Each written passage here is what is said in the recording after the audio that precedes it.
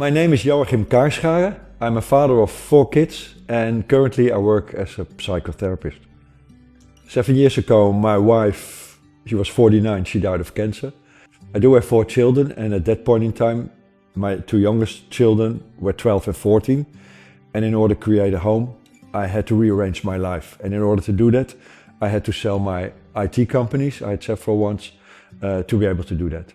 My wife, she was a psychotherapist and she always asked me, why don't you join me in my practice? But at that point in time, I was not able and not even willing to do that. But after her death, God put me on my heart, why don't you start a new career?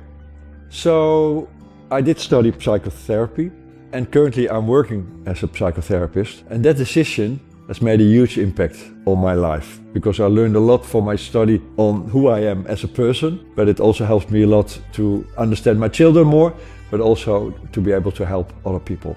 The impact of the death of my wife, that was huge on me and also on my 4 kids. You know, you can go 2 ways with that. You can be disappointed at God, and I know that with some of my kids that was part of their process, and I understand that. But if you start feeling that God is also a comforter in a time of pain and a time of grief, I've experienced that personally, and that was really a blessing to experience it. You know, it's not something you want for your life to lose your wife, and I didn't want that at all for my kids as well. But given the fact that it did happen, you have to start seeing the bigger picture that God is in control, regardless of the things that we don't want in our lives.